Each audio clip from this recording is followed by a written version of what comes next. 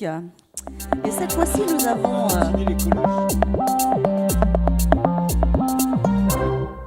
nous avons une personne qui souhaite poser une question. C'est Benoît Toulorge. Bonjour. On vous amène un micro, Benoît.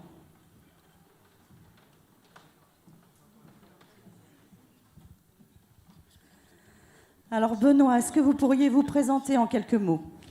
Oui, Benoît, 39 ans, je suis enseignant au Havre. J'ai grandi au Havre, j'en suis parti quelques temps avant d'y revenir.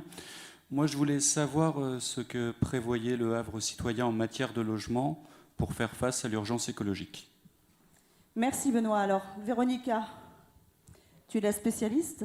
Tu vas répondre à cette question. Spécialiste, je ne sais pas, mais je peux répondre quand même à la question. Il faut penser que la dépense en énergie correspond à 40% dans les bâtiments, pour les bâtiments. Et le programme que propose le Havre citoyen permettrait, avec une politique ambitieuse de rénovation de l'habitat, de réduire à 7% cette dépense. Et pourquoi ? Ce n'est pas uniquement une question écologique. Et la question des passoires énergétiques est importante. Et si on est bien chez soi, on peut sortir aussi. On peut créer du lien aussi. Alors, la rénovation, pour pouvoir mieux gérer et la question énergétique, qui va permettre aussi de créer des emplois. Ça permettra de créer des emplois non délocalisables et ça nous permettra d'amorcer des filières locales en bioressources, par exemple. Et ça s'accompagne en matière de logement, ça va s'accompagner aussi des mesures sociales pour éviter des expulsions. Mais on va rester dans la question écologique parce qu'il y en a, c'est très large la question du logement. Ça touche, c'est vraiment à la croisée entre la question écologique, la question démocratique et la question sociale. Vaste sujet. Jean-Paul ?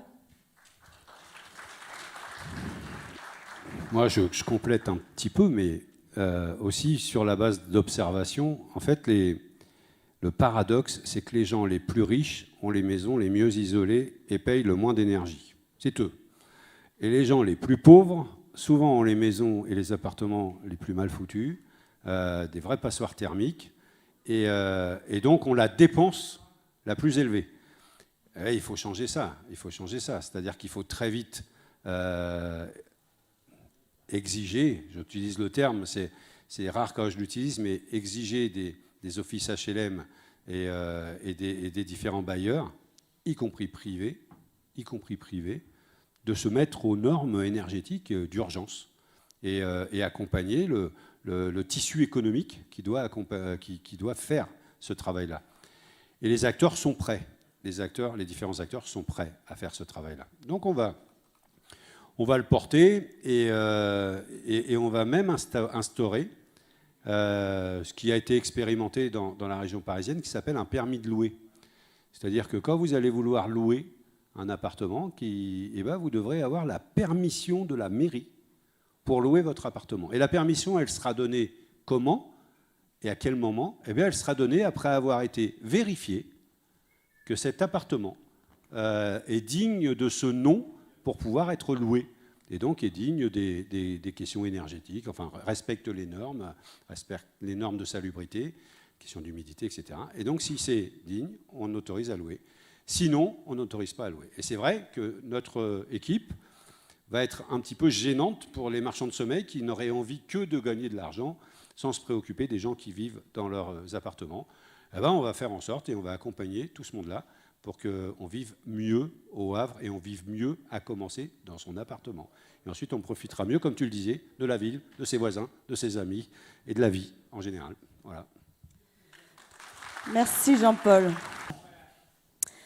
L'urgence sociale qui sera l'un des gros enjeux de la municipalité à venir.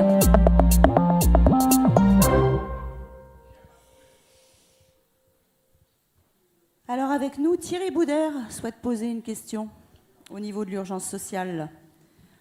On lui amène son petit micro. Bonjour Thierry. 1, 2. Bonsoir, oui, Thierry Boudère. Voilà, je suis agent hospitalier depuis 30 ans. Je suis aussi administrateur du conseil de surveillance parce que je suis élu syndicalement. Donc en préambule, j'ai connu la période Ruffnac et la période Philippe en tant que président du conseil de surveillance. Aux questions auxquelles on lui posait, il nous répondait qu'il ne pouvait pas faire grand-chose. On s'est dit, tiens, il va être Premier ministre, donc il va tout chambouler. Du coup, il a fait le contraire, il a continué la dégradation de notre service public de santé. Donc ça, c'était en préambule. Moi, je voudrais savoir, au niveau local, pour faire court, quelle attractivité pour les personnels de soins, médecins y compris, forcément, surtout les médecins, en premier lieu, parce que sans médecin, il n'y a pas forcément de soignants, et tous les métiers, parce que là, il y a une fuite en avant des métiers de la santé. Les jeunes infirmières partent, elles veulent faire esthéticienne, elles en ont marre de faire truc, tellement les conditions sont déplorables. Manque de moyens, manque d'effectifs. Monsieur Philippe est Premier ministre, il n'a rien fait, donc c'est pour ça que je suis là ce soir et que je soutiens Jean-Paul. Merci Thierry. Alors avec nous, Adi Dieng, une de nos colistières particulièrement concernée sur ce sujet, puisque tu es toi-même de la partie, si j'ose dire. Quelle réponse on peut apporter? Quoi dans le programme Un Havre citoyen sur ce thème? Bonsoir à tous. Je voudrais d'abord commencer par me présenter. Donc, je suis Adi Dieng, je suis âgée de 42 ans. Je suis infirmière au groupe hospitalier du Havre. Je vis au quartier du Mont-Gaillard depuis ma naissance. Voilà, et je rejoins cette liste en tant que société civile. C'est-à-dire que je suis quelqu'un comme vous et moi, une personne qui se sent concernée par la vie de ma ville et qui a envie de changer les choses en tant que citoyen et d'amener les Havrais et Havraises à participer, à faire bouger leur ville. Comme vous disiez, monsieur, on assiste à une dégradation de l'offre publique de santé depuis pas mal de temps. Je pense que le fait que notre maire ait accédé au gouvernement n'a pas amélioré les choses. Et je pense qu'en tant qu'élu du peuple, notre rôle sera de combattre cette dégradation, combattre le fait qu'en tant que soignant, on assiste petit à petit au fait qu'on doit travailler tout le temps on doit travailler plus avec moins de moyens, se prendre en charge plus de patients avec moins de moyens, moins de personnel, moins de matériel. C'est vrai que c'est quelque chose dont on parle entre collègues, quelque chose qui se passe au sein de l'hôpital. Il y a aussi une autre chose, c'est que le rôle du maire en tant que président du conseil de surveillance du groupe hospitalier, je pense que son rôle sera d'être à l'écoute de l'ensemble du personnel et aussi d'être à l'écoute des usagers. Autre chose aussi pour faire la transition, le constat aussi sur le Havre, c'est que beaucoup d'Havrais, moi aussi des patients que j'ai régulièrement me disent qu'ils n'ont plus de médecin traitant, que malheureusement ils ne peuvent pas consulter en urgence, ils ne peuvent pas obtenir une prolongation de leur ordonnance, etc. Et nous allons créer des centres de santé à l'intérieur desquels exerceront des médecins qui seront des salariés de la ville. Et grâce à cela, je pense, nous pallierons, je pense, et nous pallierons au fait qu'il y ait un désert médical et qu'il y ait des inégalités au niveau de la santé. Et nous arriverons sûrement, et je pense, et j'y crois dur comme fer, que nous réduirons la précarité au niveau de la santé. Voilà ce que je veux dire. Merci Adi. Jean-Paul, quelque chose à ajouter sur ce thème? Oui, non, mais moi, j'ai été témoin aussi de cette période où Édouard Philippe était maire du Havre et écoutait le personnel. Et c'était l'époque où François Hollande était président de la République. Et à chaque fois, il allait dire au gouvernement, il faut ça au Havre. Et puis il revenait, puis il disait au personnel, le gouvernement ne veut pas. Et c'est pas de ma faute. Bon, dont acte. Et puis un jour, il est devenu Premier ministre. Donc il y a quelqu'un, comme moi, qui n'était pas très loin, à l'Assemblée nationale, qui lui a dit, voilà, l'hôpital du Havre a toujours les mêmes problèmes, aux urgences, manque d'effectifs, etc. Et donc, maintenant que vous êtes Premier ministre, qu'est-ce que vous faites pour l'hôpital du Havre? Pendant 3 années, ça a été la réduction de lits, ça a été la réduction du budget. C'est l'hôpital dirigé par des financiers. Et à un moment donné, on voit où ça mène. Et puis, il y a eu la crise du Covid et ils ont découvert que le service public hospitalier, que d'une manière générale, tout le réseau de soignants et tout ça, ça aide et c'est utile aux gens. Eh bien, il faut qu'à un moment donné, tous ceux qui ont été applaudis à 20h le soir, aux fenêtres et au balcon, disent le 28 juin dans les urnes qu'après ces applaudissements, il faut des actes. Et comme ces actes ne sont pas venus, eh bien, il faudra qu'il se donne une municipalité et un maire qui ira accompagner les personnels, les médecins régulièrement pour obtenir les moyens que l'hôpital public, et puis autour de l'hôpital public, tout le réseau de soignants. Et c'est vrai que les médecins municipaux, ça ne règle pas toute la question, mais ça va améliorer la situation, en tout cas de l'offre soignante, et on mettra tout ça en réseau. Et c'est tout le travail qu'on envisage de faire. Et Adi, excuse-moi si j'ai parlé avant que tu finisses. Tu as très bien complété mon propos. Merci Jean-Paul. Merci. Merci Adi, merci Jean-Paul. Ah, vrai.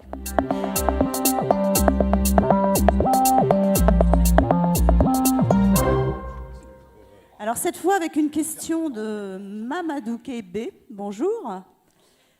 Si on peut lui amener le micro. Alors Mamadou, est-ce que vous pouvez vous présenter en quelques mots, s'il vous plaît? Oui, bonjour. Alors, je m'appelle Mamadou Kébé. Ça fait 30 ans que j'habite au Havre. J'habitais à Paris avant. Je travaille chez Safran Nacelle. Et je suis aujourd'hui venu pour poser une question. J'aimerais savoir comment la mairie et les associations peuvent travailler ensemble, main dans la main surtout, pour recréer du lien social entre tous les habitants. Tous confondus, je précise bien tous les habitants. Vous avez une arrière-pensée quand vous dites ça? Je n'ai aucune arrière-pensée, je pense à tout le monde, les gens de la ville, les gens des quartiers, tous sans exception, sans distinction. Jaylissa, voici une habitante toute trouvée pour répondre à cette question, très investie dans le milieu associatif. Tu peux te présenter, Jaylissa? Bien sûr. Ne tombe pas. Bonjour. Eh bien, merci d'abord pour la question. Je me présente, du coup, moi je... C'est vrai, Jean-Paul me dit que tu as affronté le Premier ministre avec brio d'ailleurs. Merci. Les gens s'en souviennent. Je me présente, donc Jaylissa Lambourdière. Je suis actuellement téléconseillère au sein de l'assurance maladie. Et à côté de cela, je suis aussi investie et engagée dans le domaine artistique, dans le domaine de la danse, en tant qu'auto-entrepreneur. Donc pour répondre à votre question, qu'est-ce que le projet, la liste Un Havre citoyen a l'ambition de faire pour recréer du lien? Eh bien, en inscrivant le programme dans les urgences, eh bien, les colistiers ont réfléchi à, par exemple, un référendum d'initiative municipale, ce qui permettrait de recréer du sens et de connaître et savoir les attentes des habitants, et ce, partout dans la ville, peu importe leur situation, peu importe leur quartier. Comme l'indique le dicton « Seul on va vite, ensemble on va plus loin », eh bien c'est vraiment ça qu'on veut inscrire dans cette démarche, consulter l'ensemble des habitants. Comment le faire? Eh bien, dans notre campagne municipale, par exemple, on a utilisé des messages audio à diffuser dans toute la ville, parce qu'on a vraiment voulu se montrer proche, installer cette proximité, et non pas en surface, mais vraiment aller chercher les voix qu'on n'entendait pas. Par exemple, qu'on entendait au téléphone, pour l'histoire personnelle. Tous les jours, c'est des milliers d'appels de détresse que j'ai pu aussi constater, ceux sur des professionnels de santé, des employeurs, des assurés, comme vous, comme moi. Et donc, on peut aller chercher ces voix des habitants. On peut le faire. En termes de municipalité, il faut également qu'on prenne conscience que les moyens peuvent nous être donnés. Ça peut ne rien coûter, ça peut nécessiter un engagement financier, mais on peut le faire. On peut accéder à la transmission et à la transparence, ce dans tous les quartiers, c'est quelque chose que l'on peut faire. Le but, c'est aussi d'être transparent au niveau des résultats, au niveau des ambitions, des projets et des résultats, des initiatives des habitants. Comment le voir? On peut créer des retours au niveau de la municipalité, notamment les conseils municipaux, on peut les retranscrire et c'est un engagement également qu'on souhaite dans la liste, rendre transparents les résultats, les initiatives, recréer le lien. Deux habitants diamétralement opposés peuvent avoir le même projet, la même ambition, la même envie, mais ne se connaîtront jamais, seront opposés dans la ville. Nous, on veut les faire se rencontrer, se rejoindre et co-construire. Ne pas imposer des structures aux habitants sans leur avis, sans les consulter. Ça nous paraît essentiel. Donc la liste Un Havre citoyen, c'est avant tout des citoyens en majeure partie. On a besoin des forces politiques parce qu'on veut montrer aussi qu'ensemble, on peut le faire. On a besoin l'un de l'autre. Et ce n'est qu'ensemble qu'on pourra échanger, construire et développer. Merci, Jélissa. Jean-Paul? Oui, d'abord pour saluer un salarié d'Hersel, parce que on est aussi dans un monde économique bousculé avec cette période qu'on vit, et je sais qu'Hersel fait partie aussi de ces entreprises qu'il faut avoir comme le lait sur le feu, quoi, qu'il faut surveiller attentivement et tout, et la solidarité, en tout cas la mienne, et beaucoup des colistiers, voire tous, vis-à-vis de nos industries et des organisations syndicales qui défendent l'emploi, n'a jamais failli, et on sera là. Et qu'un salarié d'Hersel pose la question des associations, c'est important parce que ça veut dire aussi qu'on ne vit pas tout seul avec sa famille, même si on a un emploi, etc., et que c'est ça le bonheur. C'est pas vrai. Le bonheur, c'est de vivre entre êtres humains, c'est de partager des choses. Et là, moi, je suis convaincu que la richesse d'une ville, l'une des premières richesses d'une ville, c'est l'organisation des citoyens en association.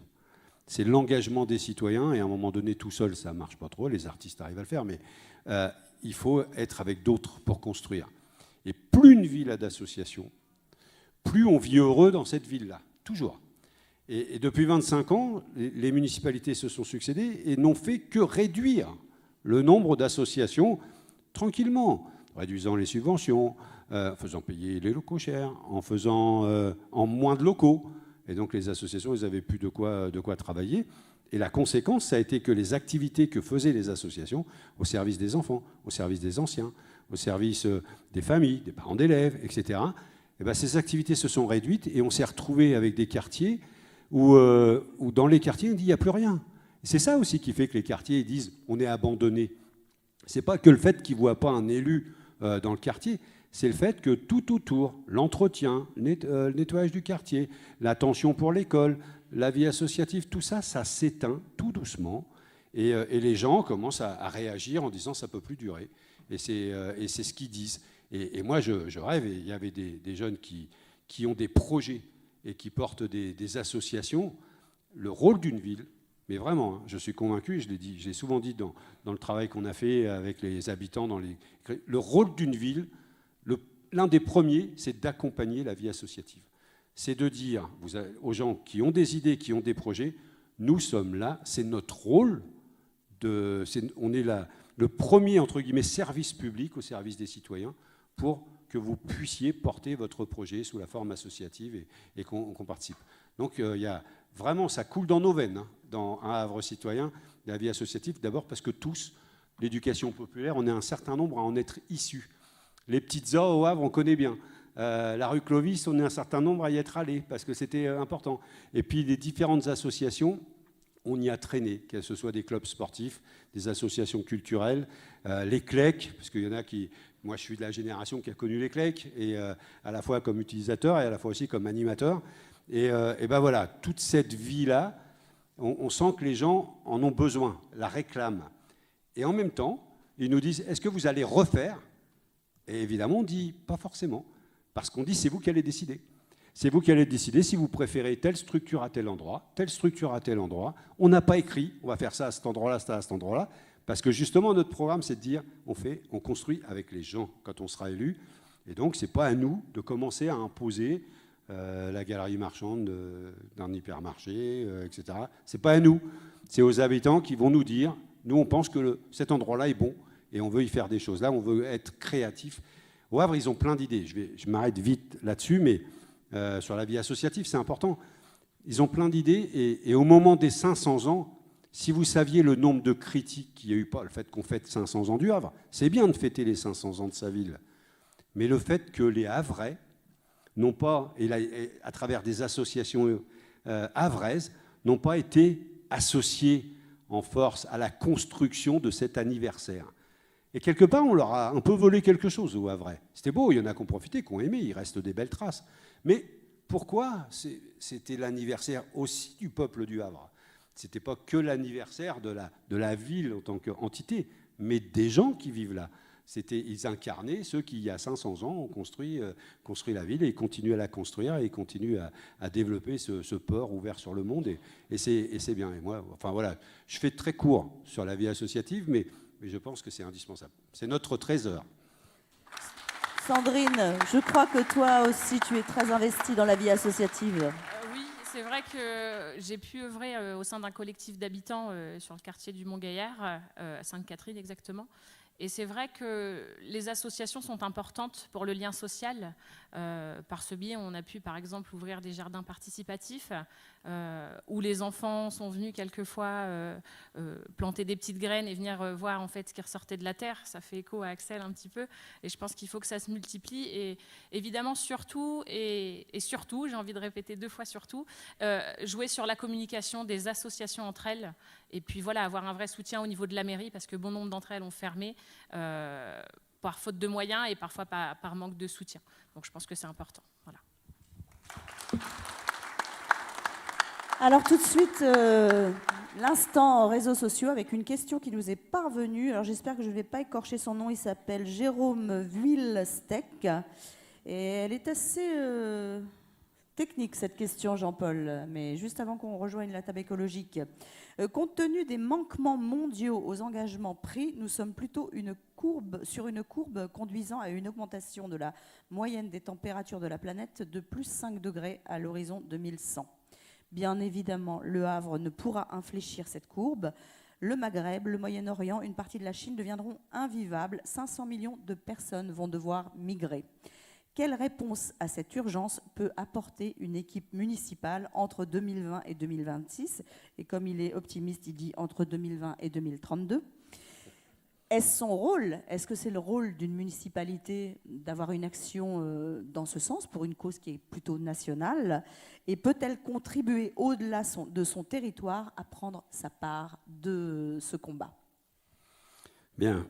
Il y a beaucoup de questions. Hein. D'abord, sur le réchauffement climatique, déjà, ça va être du rôle d'une municipalité d'appliquer, nous on a écrit comme ça dans notre programme, appliquer la règle verte, c'est-à-dire ne pas prendre plus à la planète qu'elle ne peut restituer. C'est déjà un premier engagement.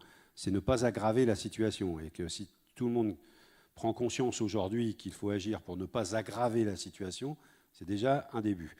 Et puis après, il va falloir nettoyer, réduire l'empreinte. Et quand on va réduire l'empreinte, parce qu'il y a le réchauffement climatique, il y a le carbone. Et derrière le carbone, il y a des productions. Et tout à l'heure, je parlais d'Hersel. Mais on peut parler, notre zone industrielle havraise, nos emplois sont collés au carbone. Une raffinerie, des usines pétrochimiques, des usines de plasturgie, etc. Donc, nous, on considère qu'il faut qu'on inscrive très vite avec les citoyens, très vite avec les industriels, très vite avec les organisations syndicales, sur cette évolution écologique nécessaire pour vivre sur notre planète, des mutations. Je suis député, donc la semaine dernière, j'ai défendu l'idée que les salariés, dans le cadre de la mutation de leur entreprise, puissent être salariés et formés, même s'ils quittent l'entreprise pour aller vers des entreprises meilleures en matière d'écologie, mais qu'ils soient payés pendant 2 ans pour leur formation, etc. La loi peut aider. Après, la mairie, elle doit faire en sorte que... par exemple, s'il y a la montée des océans, et il y aura, même si on va essayer de freiner, mais on sait qu'il y aura, le Havre est au bord de la mer quand même. Le Havre est au bord de la mer. Et donc la première chose aussi d'une municipalité, je sais qu'on a commencé, moi j'avais commencé, j'étais vice-président de l'agglomération au risque majeur, et donc dans les risques majeurs, il y a aussi l'inondation par la mer. Et on a commencé à travailler sur l'agglomération havraise pour protéger. nos concitoyens de cette situation-là. Mais je pense que, et la dernière partie de la question, c'est comment on va vivre sur la planète tous. Et c'est quel droit à chacun de vivre. Parce que si son pays devient invivable, il va bien falloir qu'il y ait des terres d'accueil. On est tous des êtres humains. Notre vie, elle compte tous. Toutes les vies ont de la valeur. Qu'elles soient chinoises, qu'elles soient du Maghreb, qu'elles soient africaines, qu'elles soient suédoises, voilà, toutes. Et donc, il va falloir qu'on apprenne à partager la planète. Il va falloir qu'on apprenne à vivre ensemble et peut-être à survivre ensemble à un moment donné. On voit bien ce qui se passe. Ceux qui ont le plus d'argent, les plus riches, on le voit, ils ont lancé une fusée au niveau des Américains. Ce n'était pas le service public, c'était avec leur argent privé. Parce qu'ils s'imaginent déjà, ceux qui ont fait de l'argent en puisant sur la planète, justement, qui se sont enrichis sur le dos de la planète, ils s'imaginent déjà peut-être s'installer ailleurs. Eh ben, nous, il faut qu'on soit la municipalité qui avec les gens et avec le monde, est dans un espace de paix, et on va défendre la paix au niveau de la municipalité du Havre. On va être commune de paix, parce qu'on veut être commune où on travaille avec tout le monde, et le monde nous intéresse. Eh ben, on va porter ces valeurs-là. Ça fait partie des valeurs d'accueil, de paix, et de faire en sorte que nos enfants, et eux aussi, et nos petits-enfants, le droit de vivre sur Terre. Merci Jean-Paul.